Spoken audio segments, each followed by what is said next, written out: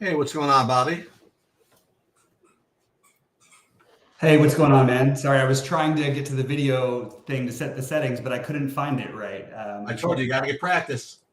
Well, that's the thing is I can only practice though while I'm live. So it's It's not that hard. I'll show you. I know it's not that hard. I read the thing, but it doesn't appear for me. It says to click under live chat. I don't know where that is. It's supposed to be, but Yeah, you just got to go to the studio. you got to go to YouTube Studio, Mm-hmm.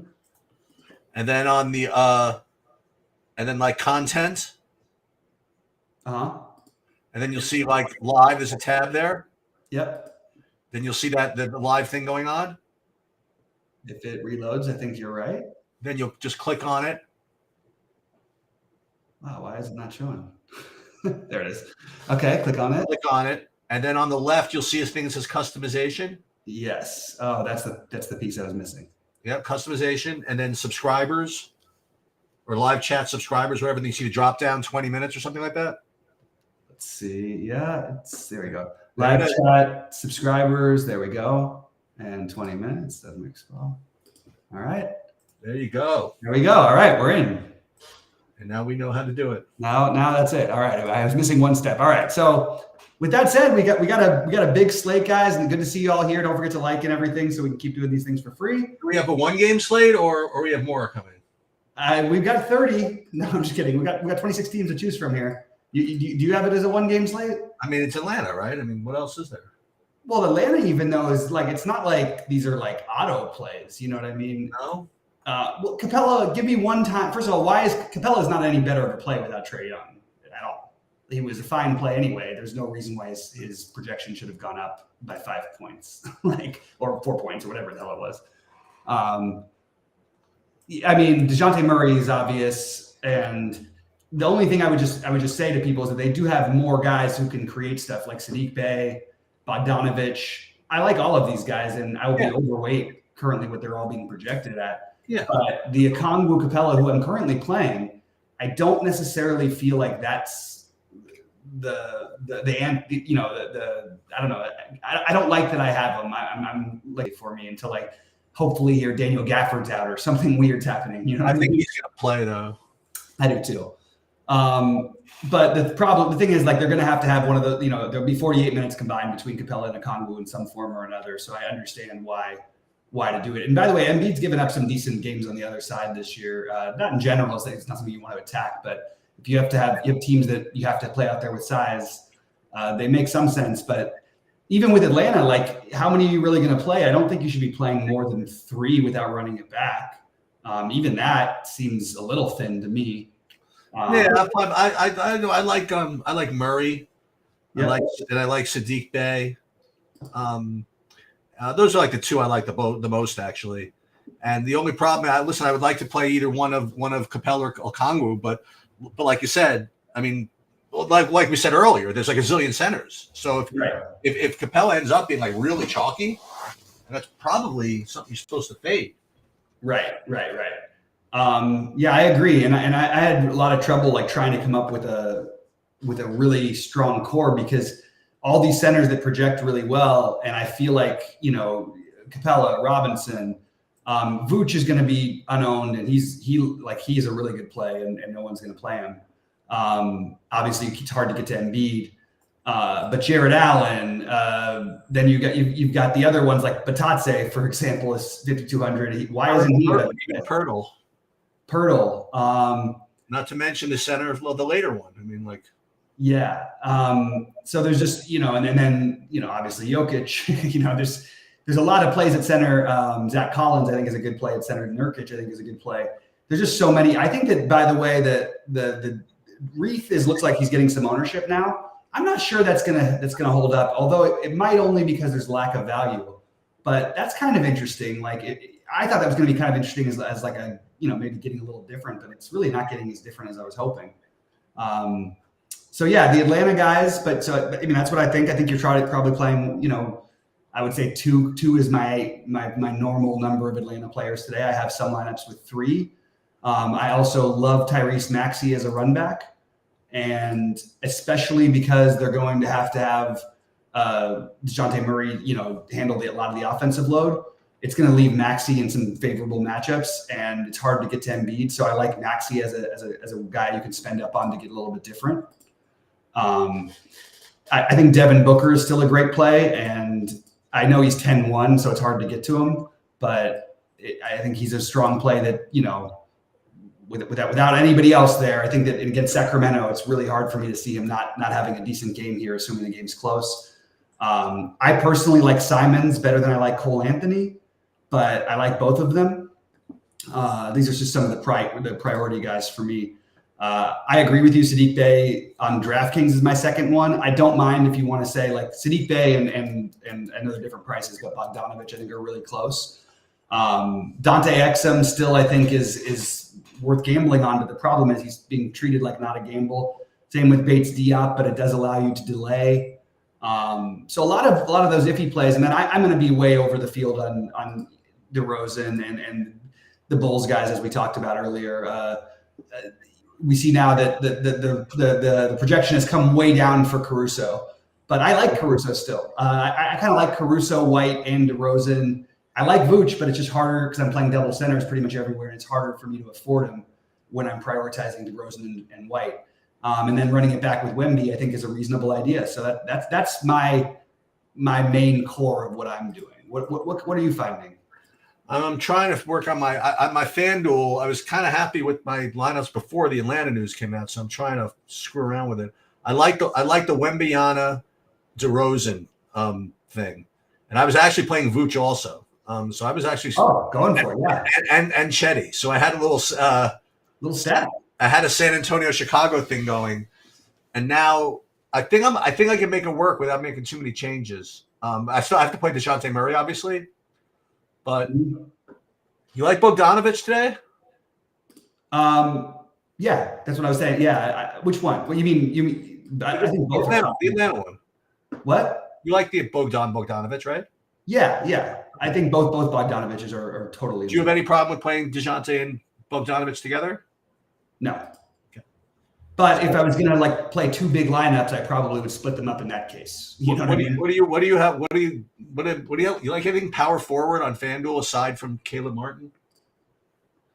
Okay, well, let me just. I'm not playing any Caleb Martin. I didn't even get to him over there. So why am I getting Caleb Martin? Well, no reason.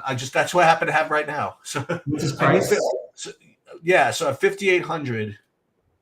I mean, I like everything else. That's the problem. Yeah, it's fine. I'm not going to make a strong case for or against Caleb Martin. I wouldn't be surprised if he had 15 fantasy points. I wouldn't be surprised if he had 35 or 40. I do think it's kind of ridiculous that the ownership is going so strongly just based on some immediate recency bias that feels a little overloaded to me. What I could do.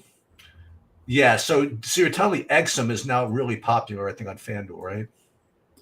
On FanDuel, he'll probably be fairly popular. I would imagine. It's really hard to jump back and forth on these 13 gamers for me, so I'm trying to go back and forth. No, you asked me, so I'm in. I'm switching over to FanDuel here. I'm just trying to look. So Gafford is officially in. We got that already. Okay. Yeah. So and then Neil's asking if Exum's out of my lineups. No, he's not out of my lineups. There just isn't enough value, and delaying the value is probably a reasonable way to go. I think Koulibaly is another guy you could play if you wanted to go a different way than Exum, but just warning, some of his minutes he tends to have bigger games when Gafford's out, or he has in the past, earlier in the season when Gafford was out. So he was looking a little better than he might look after Gafford is officially in. What about Gary Harris, 4,200 on FanDuel? On FanDuel, yeah. I think that makes a lot of sense. It's just that he's going to play plenty of minutes. It's harder to get, not really wanting to get to him on DraftKings, but even there, it's not like the worst idea. He projects well. He's starting. They'll keep him out there to guard Cade between he and Black. And I did end up getting to some Anthony Black too. I can't believe I am, because I watch him play. I really like Black, by the way, as a real life player, but he has no interest in doing anything offensively. And that's fine with the Magic because they don't really need him to. The problem is this guy had scored over 20 fantasy points one time, and he's played over 25 minutes a ton of times. And I just don't know that we can count on it. But at the same time, we do need some sort of value, and that was another one that came up. That's why I have the Bates D up, but I feel like there's plenty of switchability if you're playing like where I'm playing Bates D up. I want at least a couple other players from the late game. So like, or one or more. But like you can play Simons and Bates D up, and then you can make some switches around if you need to if Brogdon ends up out or something like that. You're probably still going to want Simons, but if somebody else starts for Chicago that you're not expecting, for Phoenix that you're not expecting, Nas Little is every bit as good of a play potentially as Bates D up. We just are sort of more on the Bates D up will probably get the minutes, but it could be not Nasir Little at zero ownership. So gives you some flexibility to play them, and they're the same price, same positions.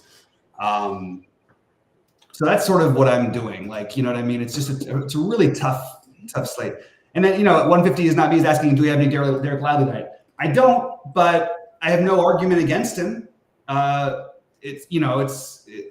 playing against a weak Portland front, and the problem is like, do I want to play? See, Lively would be an interesting one for me to maybe pivot over to. So I actually might end up going over there just because it gives me some flexibility in those late games. So I can make him my third guy rather than using either Gafford, Batatse, or Orlando Robinson.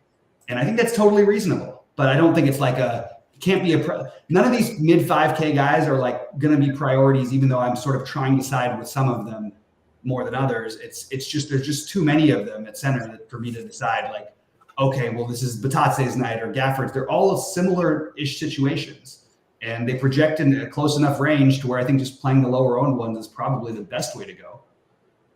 Did you make anything of the Derek Smith Jr. being out? Derek Smith Jr. I don't know who that is. Derek Smith Jr. is out. Oh. You make anything out of that or no? Yeah, you could just maybe a little bump to all the Brooklyn starters. Yeah. It only would make me feel good if I was stacking that game, but I'm not even that game. I just can't quite see who I would even get to. Maybe there's something because I did try to find. I'm trying to find anything I can here. I mean, because it's just a kind of a strange slate. I just think that no one's going to be playing outside of Devin Booker players over 10K, and I would love to find a way to force something in that might make some sense, but I just don't have anything, in that 3K range other than Black, and even that feels pretty shaky. I think it's a middling build. You like Jabari Walker at all? What's his price now? I'm talking about FanDuel. He's 4,800. Oh, no. Okay. You prefer to even spend go 4K to Bates D up probably. Well, he's 4K. Yeah, I wouldn't leave 800 on the table and do it. No. I know. I could improve somewhere else. Yeah. And my first FanDuel build was Bates D up, and my front court was Jared Allen, Bates D up, and Orlando Robinson. Is it time for Walker Kessler to break the slate? It might be, by the way. It could be, right? Yeah, this is actually a pretty good spot to do it, and it's kind of hard when he's not even been starting, so that's kind of annoying. Yeah. And they're getting people back tonight, so at some point it's going to happen, and I'm just probably going to miss it unless it's a small slate because I can't get to it on this slate. Yeah. Personally.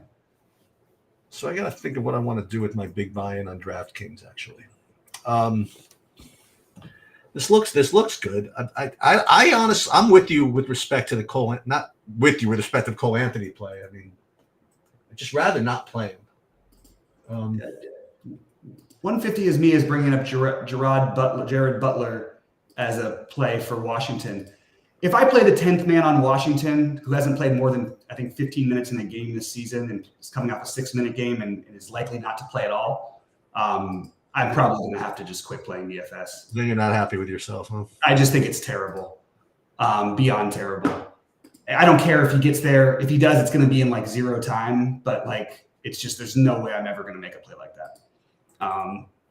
With Gafford in, how do we feel about Koulibaly? I'm lower on him than I was, but I still might have some because, as I was mentioning, there's just no real great value to go after, and it's a good pace matchup for Koulibaly. But I think his numbers, it looks like they already dropped down by like 4 fantasy points. So he's going from looking like a much better play to a much worse play very, very quickly. So I'm going to end up with much less Koulibaly probably than I do now. I already sort of was probably. I know we're supposed to play one of the lower owned centers of all these good ones.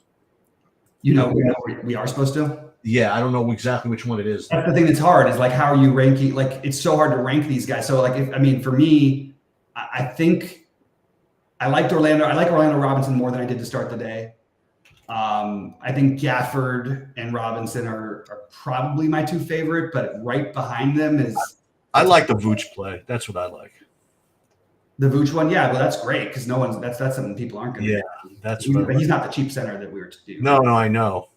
I could play Vooch and Reith. Yeah, I like that. I think that's totally reasonable.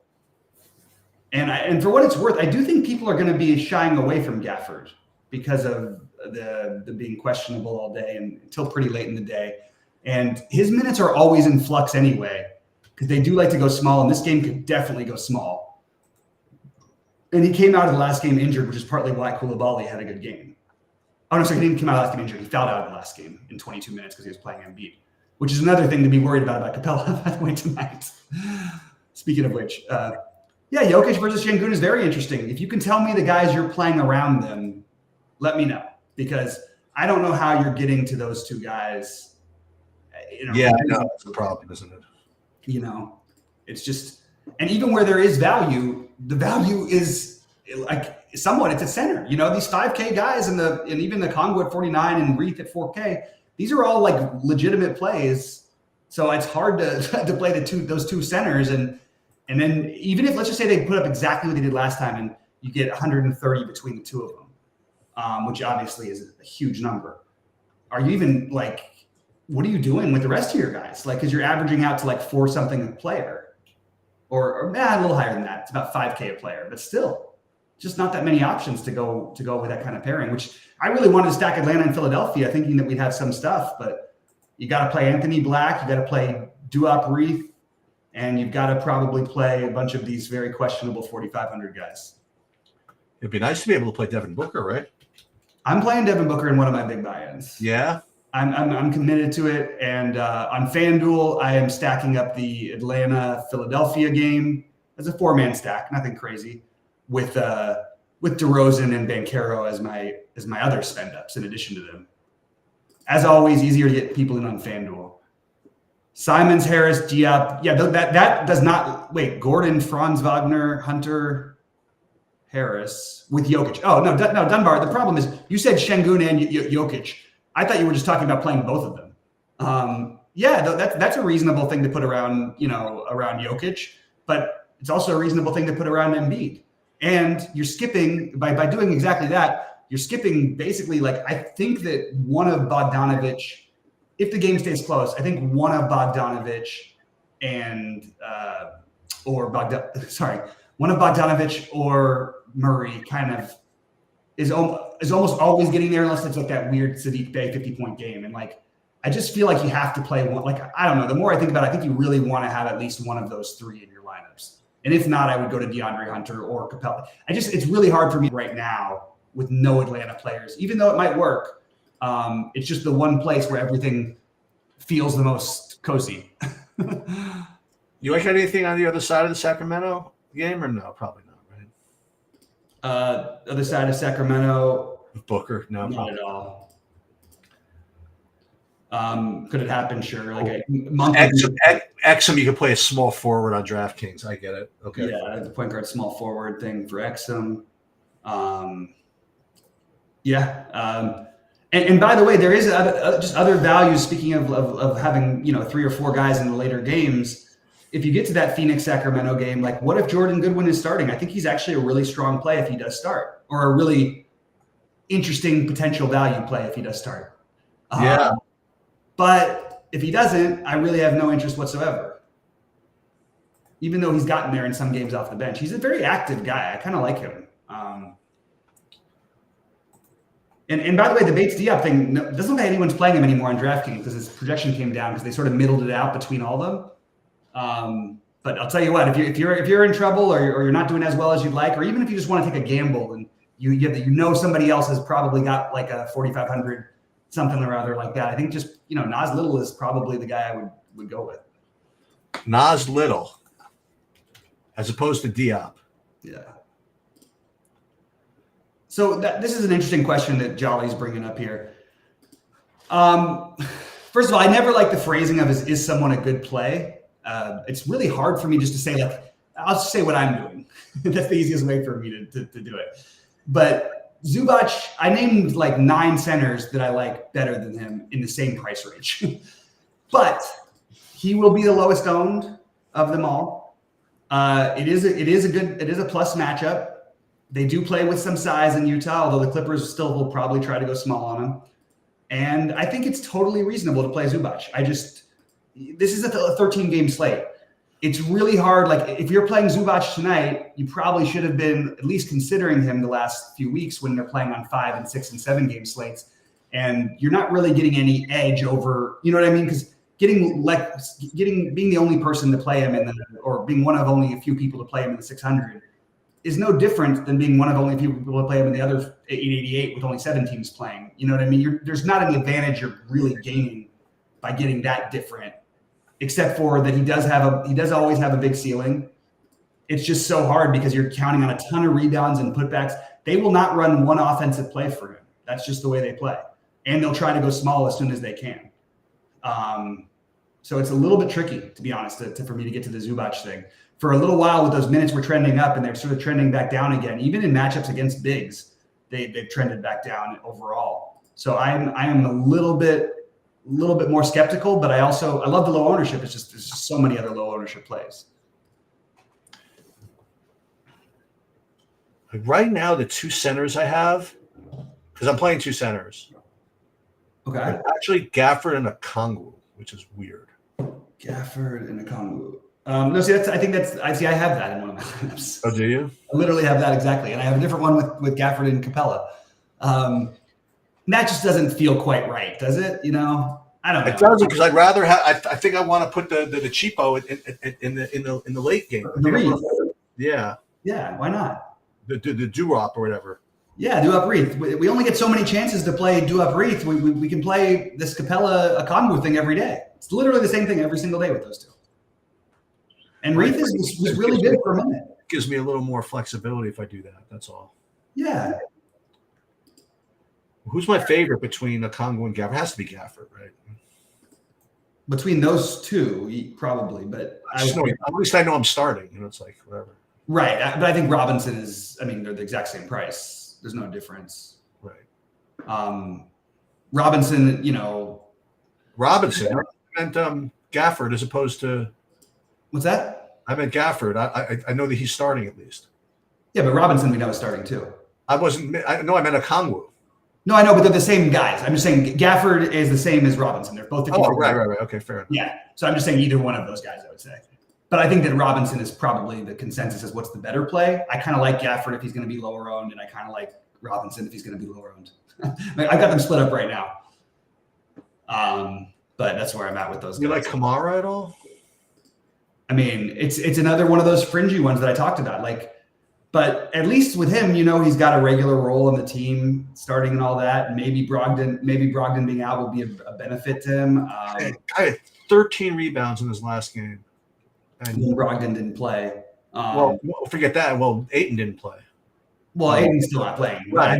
He was 3 for 14 from the field, including 0 for 4 from 3. From 3, yeah, and he still put up 23. I know. And he fouled out. Yeah, I mean, it's his only double-digit rebounding game of the year. Yeah.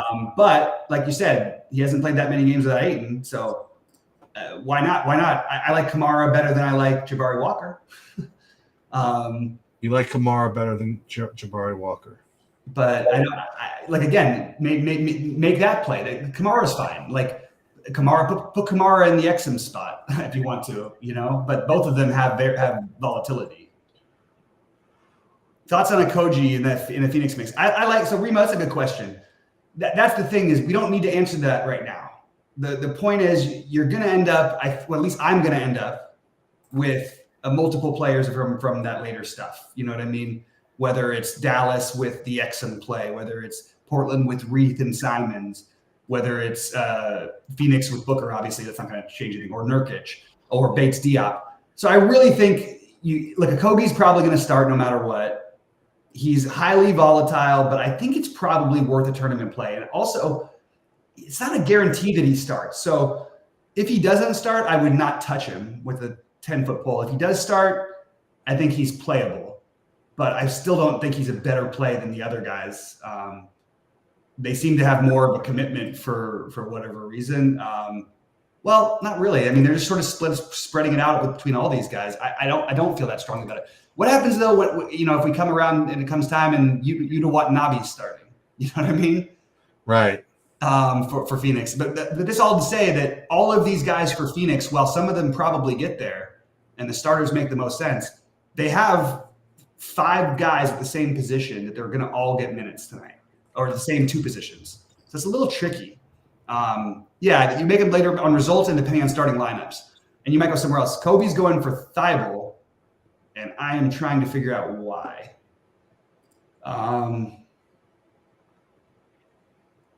I guess if there was a matchup for Thibault, sure. Yeah, why not? Throw Thibault into the mix for Portland. Why not? I don't know. I mean, it's not for me. The guy gets like 4 fantasy points a minute. I don't know. It's really bad for me, but at least he plays minutes. He does. He always did. Yeah. But coming off the bench, 4K with Thibault, it's kind of hard for me to talk myself into. You're just really praying he squeezes out that 20 fantasy point game. And Kobe and I usually are in lockstep. So when we disagree, somebody has to be right. We're usually on this very similar page, and he makes a lot of really, really good points. Kobe does. So straight up, I got to do this. I think it's going to have to be a Kongwu. I think that's what's going to have to be. Can someone out there explain to me why Goga Batatse's projection is higher than he scored in all but 1 game this season, all but 2 games this season, and he's been in the same role for the last 10? Well, since you put it that way. It's a good matchup. I like him. I like him because I think it's a really good matchup. But it feels a little fishy, and I'm probably going to have to take him out of any bigger buy-in stuff. He is cheaper on FanDuel than some of the other guys we talked about. He's 5,200 over there. Some of the other guys are a little closer to 6. Oh, look at this. That's pretty cool. Fred's talking about, he said he's listening to an interview with Jungleman and Stephen Chidwick talking about how they're learning through PXF. No way. Those are 2 pretty big guys if they were listening to learning through PXF. No way they were saying that. Steve Chidwick might have. Chidwick definitely, but I know him. I don't know. Jungleman said that. I'm going to audit that comment. What's wrong? Why? I just have to prove that that's actually happened. Well, he said it's an interview. I believe it. He's going to link it in here. Link the interview. I'm in. He's doing it. All right, I'm going to go and probably try to finish my lineups. I did post all of my current exposures and everything in the premium. I'm going to be there all night and adjusting before the things. Please try to get me before as close to. I know it's hard because you hear information, but if it's 10 minutes before, I'm much easier for me to answer than if it's 3 minutes before. I have so a couple of announcements that I'm going to go to is there's going to be I'm going to do that special MMA lineup build video tomorrow. Everybody really seemed to enjoy that, so I'm going to do that in the morning tomorrow. And then as usual, I'm in and out as far as projections go on Saturdays. But Sunday I'll be there at 11 with Bobby, and we'll be going over the Sunday slate. Nice. Do you know that not once but twice I chopped the what's it called, the Sunday 500 with Stephen Chidwick? Oh yeah, he's really good. He was one of the better players. I always thought from a long time ago that he was online. It's always hard to tell, exactly. He was good for a long time, and he got better. You know what I mean? And he continued to improve. Like everybody. Yeah. Else. Now he's playing the 100K buy-ins and winning those. Yeah. Yep. All right, so I'm gonna get out of there. Get out of here. Sheets, you want me to leave it on? No, but all I want to know is I want the link to that. We want the link. So let's leave it on while we get the link, and then we'll get out of here. Yeah.